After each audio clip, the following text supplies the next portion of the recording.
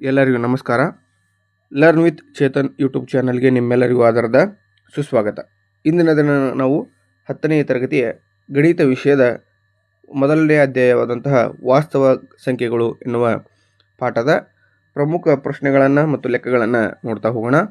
So ಈ ಒಂದು ವಿಡಿಯೋದಲ್ಲಿ ಹೆಚ್ಚು ಪ್ರಶ್ನೆಗಳಿರ್ತವೆ.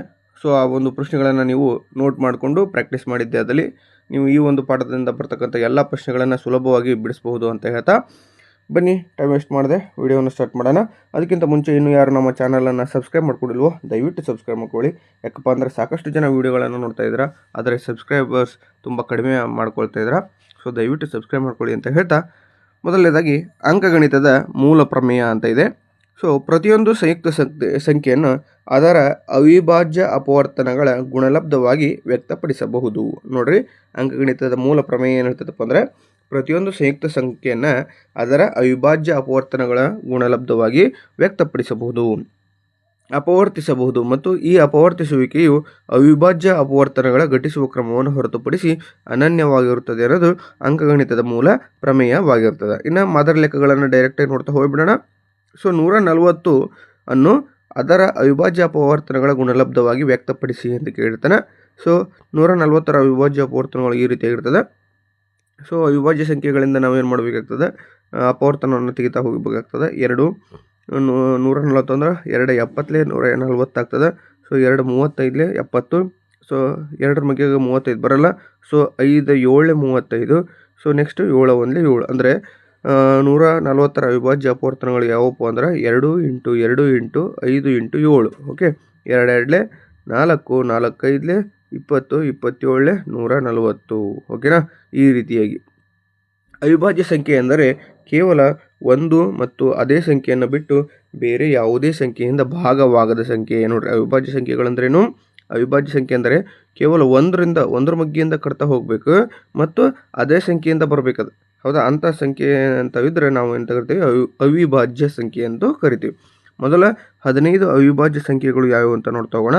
2 3 5 7 11 13 17 19 23 29 31 37 ಹಾಗೂ 41 43 47 ಇವು ಮೊದಲ 15 ಅವಿಭಾಜ್ಯ ಸಂಖ್ಯೆಗಳಾಗಿರ್ತವೆ.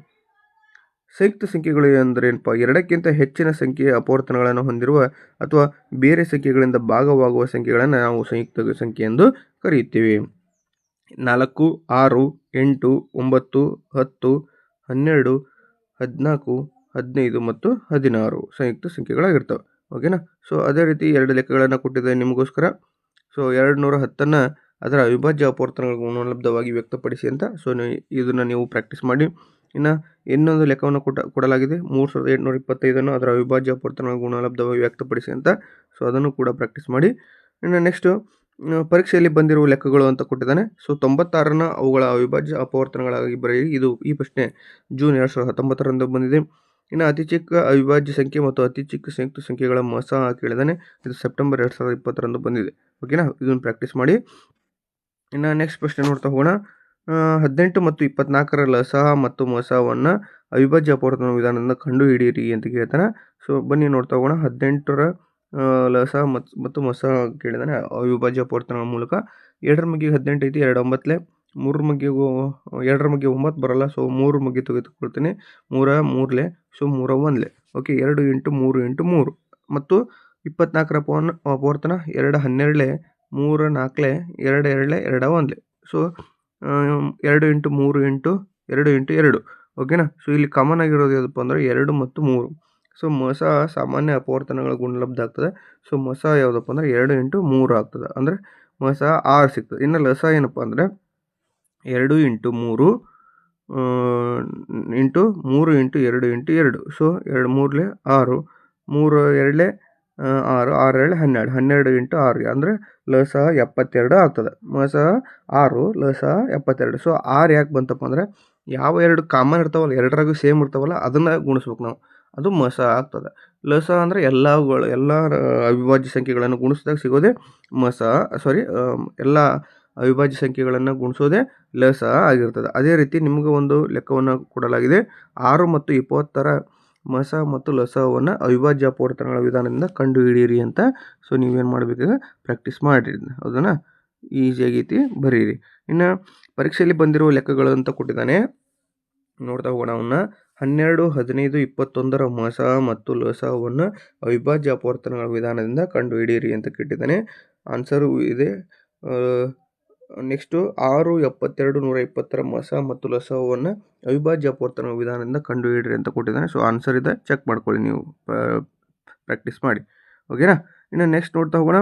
ಮಸ ಮತ್ತು ಲಸ ಹಾಕಿರುವ ಸಂಬಂಧ ಏನಪ್ಪ? ಮಸಹ ಇಂಟು ಲಸಹ equals to A into B. So H into L equals to A into B. H into L equals to A into B. ಈ ಒಂದು ಸೂತ್ರದ ಮೇಲೆ ಲೆಕ್ಕಗಳು ಬರ್ತವೆ, ಅವುಗಳನ್ನು ನೋಡ್ತಾ ಹೋಗೋಣ. 28 ಮತ್ತು 21ರ ಮಸ 7 ಆದರೆ ಅವೆರಡರ ಲಸ ಎಷ್ಟು ಅಂತ ಕೇಳಿದಾನೆ. 28 ಮತ್ತು 21ರ ಮಸ 7 ಆದರೆ ಅವೆರಡರ ಲಸ ಎಷ್ಟು ಅಂತ ಕೇಳಿದಾನೆ. So A is equal to 28, B is equal to 21, H is equal to 7, L ಕಂಡುಹಿಡಿಬೇಕು ನಾವು. So H into L equals to A into B. So L ಬೇಕಾಗಿರೋದ್ರಿಂದ, ಲಸ ಬೇಕಾಗಿರೋದ್ರಿಂದ L equals to A into B divided by H. ಇಲ್ಲಿ H ಏನು ಮಾಡ್ತಾನೆ, ಈಕ್ವಲ್ಸಿಂದ ಈ ಕಡೆ ಹಾಕಿದಾಗ ಇಂಟು ಇದ್ದು ಡಿವೈಡೆಡ್ ಆಗ್ತದೆ.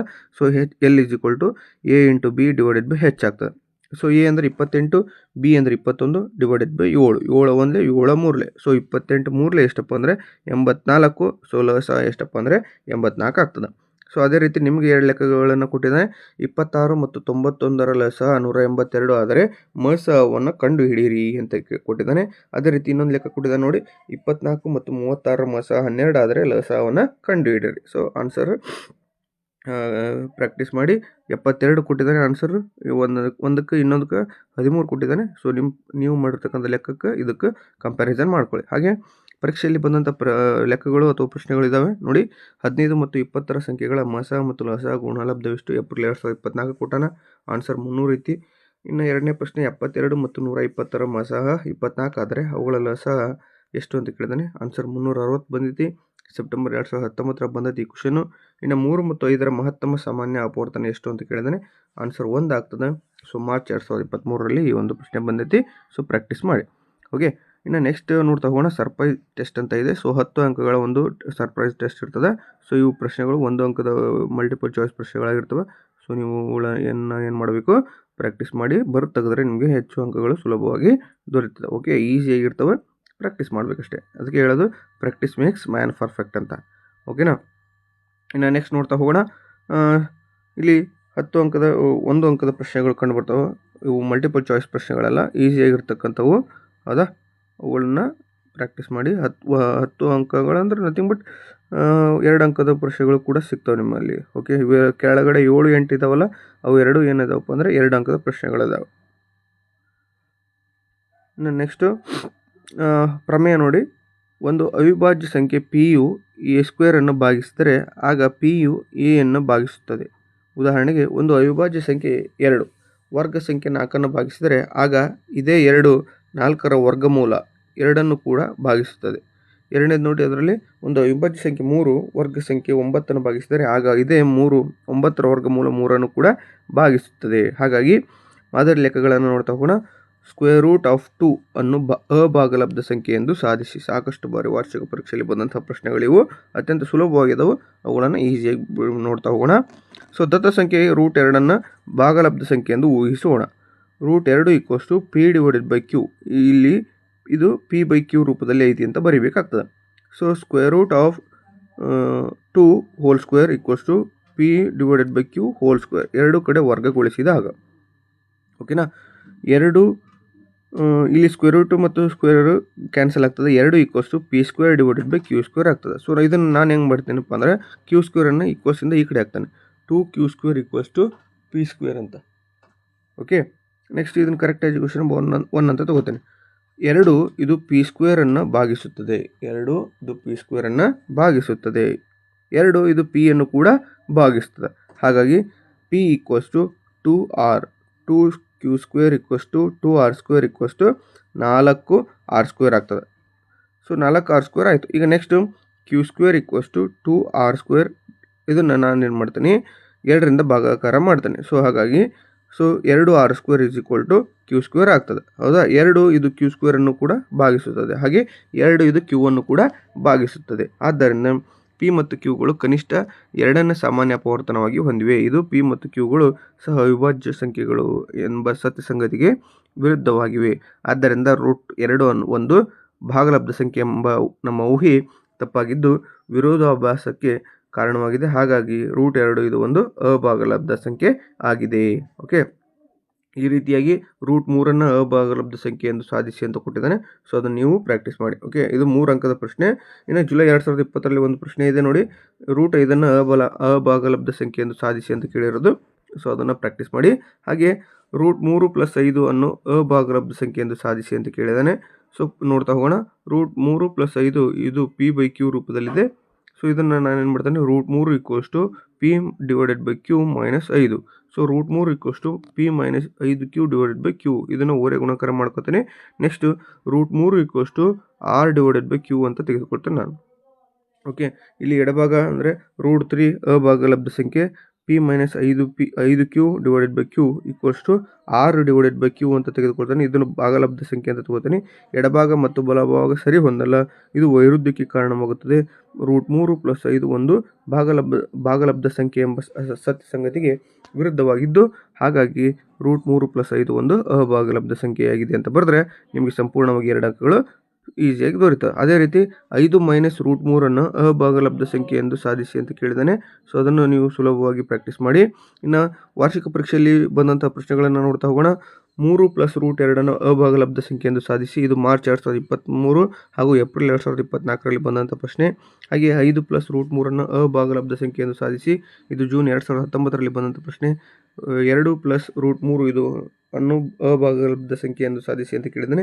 ಇದು ಜೂನ್ 2018ರಲ್ಲಿ ಬಂದಂತಹ ಪ್ರಶ್ನೆ ಆಗಿರ್ತದೆ. ಸೊ ಇವಿಷ್ಟೇ ಓದ್ಕೊಂಡ್ರೆ ಸಾಕು, ನೀವು ಹೆಚ್ಚು ಅಂಕಗಳನ್ನು ಸುಲಭವಾಗಿ ಗಳಿಸ್ಬೋದು. ಅದೇ ರೀತಿ √2 ಅನ್ನೋದು ಒಂದು ಪ್ರಶ್ನೆ ಕೇಳಿದ್ದಾನೆ. ಸೊ ಅದನ್ನು ಕೂಡ ಈಸಿಯಾಗಿ ನೀವು ಬಿಡಿಸಬೇಕಾಗ್ತದೆ, ಮೇಲಿನ ಒಂದು ಹಂತದಂತೆ. ಹೌದಾ, ಈಸಿಯಾಗಿರ್ತದೆ.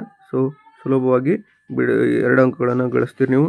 ಇನ್ನು ಪರೀಕ್ಷೆಯಲ್ಲಿ ಬರಬಹುದಾದ ಇನ್ನಿತರ ಬಹುಮುಖ್ಯವಾದ ಪ್ರಶ್ನೆಗಳು ಅಂತ ಇದ್ದಾವೆ. 5 / √3 ಅಭಾಗಲಬ್ಧ ಸಂಖ್ಯೆ ಎಂದು ಸಾಧಿಸಿ ಅಂತ ಕೇಳಿದ್ದಾನೆ. ಹಾಗೆ 7 / 4√5 ಅಭಾಗಲಬ್ಧ ಸಂಖ್ಯೆ ಎಂದು ಸಾಧಿಸಿ ಅಂತ 2 ಪ್ರಶ್ನೆಗಳನ್ನು ಕೊಟ್ಟಿದ್ದಾನೆ. ಇನ್ನು ಸರ್ಪ್ರೈಸ್ ಟೆಸ್ಟು. ಸೊ ಇವು ಕ್ವಶನ್ಸ್ ಇದ್ದಾವೆ, ಅವನ್ನು ಪ್ರಾಕ್ಟೀಸ್ ಮಾಡಿ ಒಂದು ಹತ್ರ ಬರ್ಕೊಂಡು ಇಟ್ಕೊಳ್ಳಿ. ಯಾಕಂದರೆ ಇವು ಮತ್ತೆ ಸಿಗುವಂಥ ಪ್ರಶ್ನೆಗಳೆಲ್ಲ. ಸೊ ಇವುಗಳನ್ನು ಒಂದು ಹತ್ರ ಬರ್ಕೊಂಡು ಇಟ್ಕೊಂಡ್ರೆ ನಿಮ್ಗೆ ಏನಾಗ್ತದೆ, ನಿಮ್ಮ ಸರ್ಗಳ ಜೊತೆಗೆ ಚರ್ಚೆ ಮಾಡಿ ಅಥವಾ ನಿಮ್ಮ ಫ್ರೆಂಡ್ಸ್ ಜೊತೆಗೆ ಚರ್ಚೆ ಮಾಡಿ ಆನ್ಸರ್ಗಳನ್ನು ಕಂಡುಹಿಡಿಯಬಹುದು. ಓಕೆನಾ? ನೋಡಿ, ಯೂನಿಟ್ ಟೆಸ್ಟ್ ಕೊಟ್ಟಿದ್ದಾನೆ. 15 ಅಂಕದ ಯೂನಿಟ್ ಟೆಸ್ಟ್ ಇದೆ, ಕ್ವಶನ್ ಪೇಪರ್ ಇದೆ. ಇದಕ್ಕೆ ಆನ್ಸರ್ ಕೂಡ ನಿಮಗೆ ಮುಂದೆ ಸಿಗ್ತದೆ.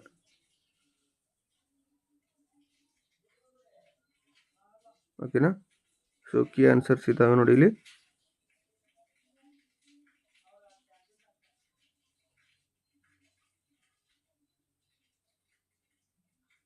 ಹೌದಾ, ಕೀ ಆನ್ಸರ್ಸ್ ಇದ್ದಾವೆ, ಸಂಪೂರ್ಣವಾಗಿ ನೋಡ್ರಿ.